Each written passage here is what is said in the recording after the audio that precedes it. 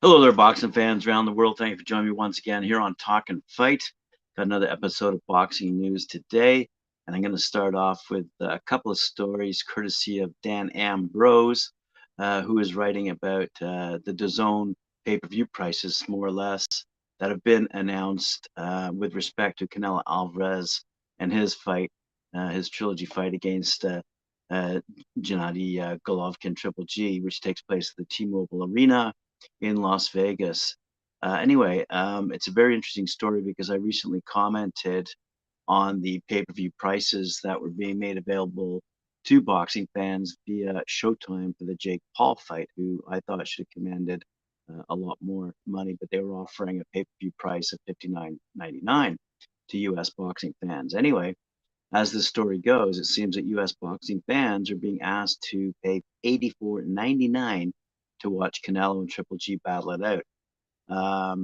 And that's for new subscribers. I think if you currently have a subscription to DAZN in the US, you're going to be paying, I think, $64.99. Doesn't really matter at the end of the day.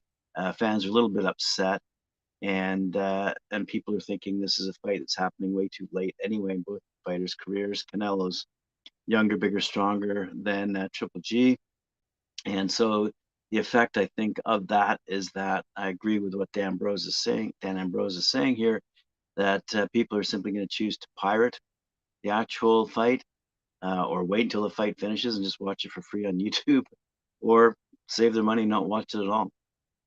So it's a really good argument that's going on right now in the United States with respect to the price that boxing fans are having to shell out to watch so-called big fights. And I don't think, I really don't think your average fan is going to pay either the 60 on top of their DAZN subscription or a whopping 90 US bucks type. I don't think it's going to happen. Anyway, point is I think there's going to be a big change in the way pricing is structured for boxing. On a pay-per-view level, I think prices are going to come down basically because of decisions like this. But what that led me to, by the way, was a story also about Canelo Alvarez, because Ryan Garcia recently came out and said that the world title belts aren't worth shit.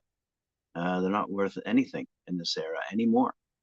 And that upset the WBA president Gilberto Mendoza, who came out and vehemently disagreed with what Ryan Garcia was saying. So according to Dan Ambrose, and this is a great little article, I'm going to read this for you. Canelo Alvarez is one of the many examples of fighters that became superstars before they even captured a world title. When Canelo finally won belts, the fighters he faced didn't add to his popularity. Canelo didn't need the titles to be a star because he had the gimmick with the red hair and the copycat Mayweather-esque fighting style. Belts are only crucial for fighters that aren't popular and cannot promote themselves due to the lack of effort from the promoters or their dull fighting style. Many promoters are overwhelmed with the large stables they have and are incapable of marketing their fighters in a way that will make them famous. That leaves it up to the fighter to build his fan base on social media, like Ryan Garcia and Teofimo Lopez did. They're not popular because of their promoters' efforts. They did it themselves.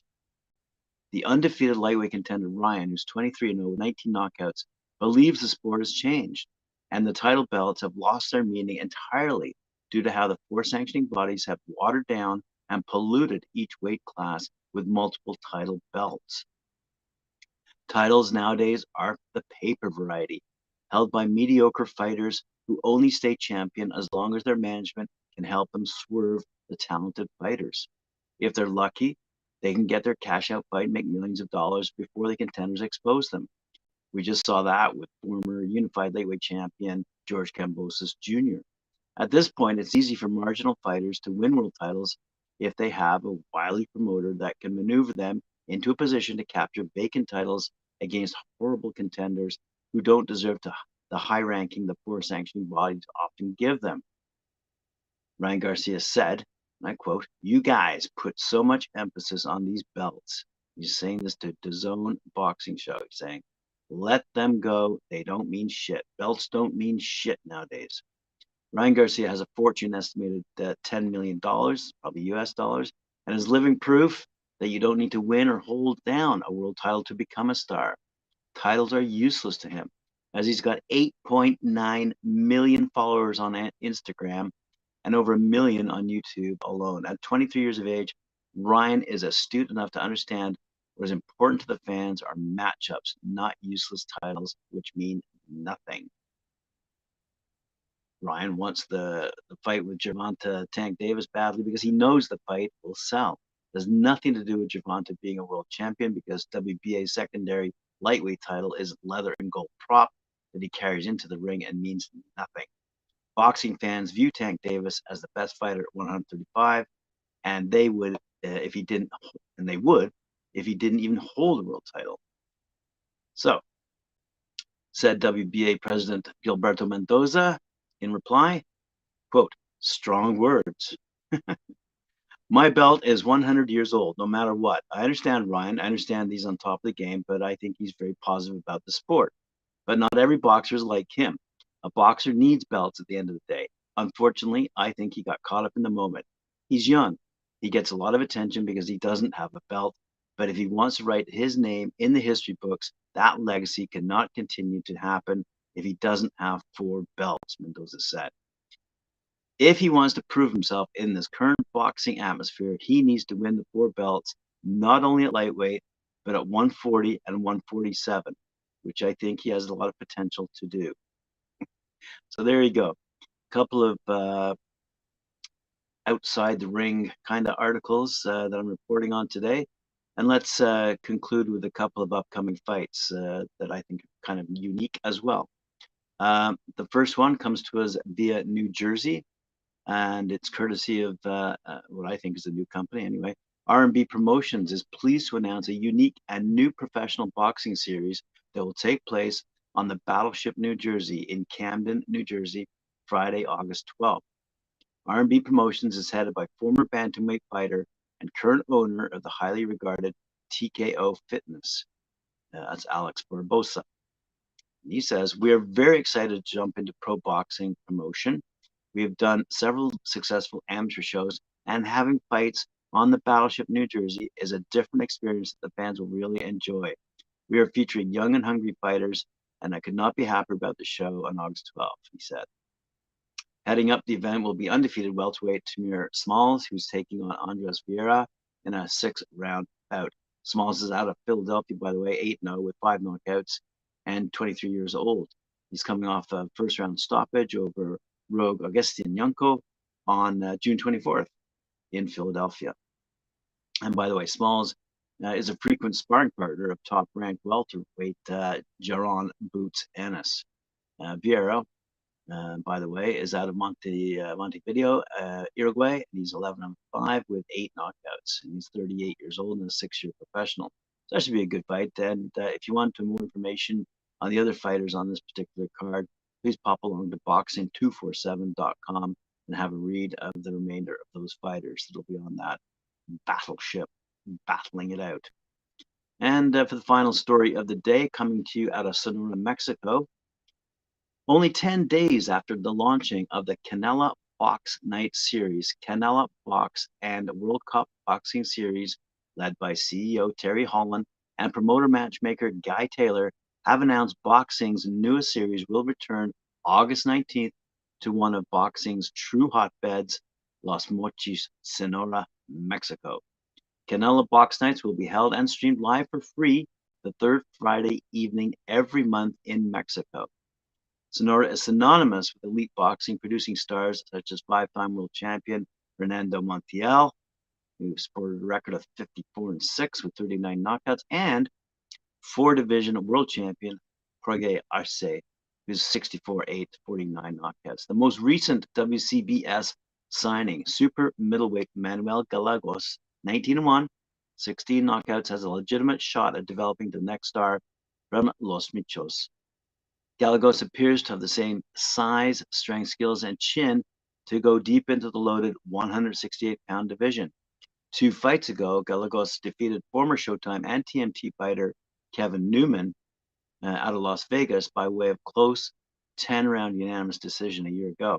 Gallegos' opponent in the August 19th 8-round main event is a light heavyweight Jesus Mazo Mariuki. He's 10-1, and he fights out of Sonora as well, the home of Mexican boxing legend and former International Boxing Federation champ Luis Yoriboy Campos. 107, 17, and 3. Now that is a record. And by the way, 82 knockouts. Wow. Said Taylor, I've had the privilege to sit ringside and watch both men fight on separate nights. And when the opportunity came to make this fight happen, it was something we couldn't pass up. Now, if you're a boxing purist and love to watch the full hit and not get hit style, this main event matchup may not be for your favorite. But if you want to see a fight with no pretense of defense, then you better tune in on August 19th. Fair enough. The 8-round co-featured event will serve as a great table setter, as one of the top prospects in all of Mexico and a member of Mexico's famous Montiel boxing family, super lightweight prospect Jorge Lugo Cota, 7-0, 5 knockouts, also from Los Mochis, as an outstanding amateur who had a record of 155 and 10, coupled with numerous state and national championship performances. Cota takes a huge leap up in class versus former world title challenger Jesus Antonio Rubio, who's 13-5 and 2 with 7 knockouts. Rubio defeated former world ranked challenger and United States Boxing Association champion Sonny Frederickson back in the spring of 2021. Defeating Frederickson earned Rubio an opportunity to fight for the vacant World Boxing Association interim junior welterweight world championship against undefeated Alberto Puello, 20-0. A year ago, albeit dropping a 12-round decision. In Rubio's last action, he fought to an 8-round split draw against Angel Martinez. Taylor noted and concludes, I've always been known as an aggressive matchmaker in my 20 years of doing this, but this is an overly aggressive even for me. We have the utmost confidence in our fighter, Lugo, and for him to make his first 8-round fight against a past world title challenger should tell you all about the confidence he has in himself. Good stuff out of both New Jersey and Sonora, Mexico, where we expect to see some great fights, some great results.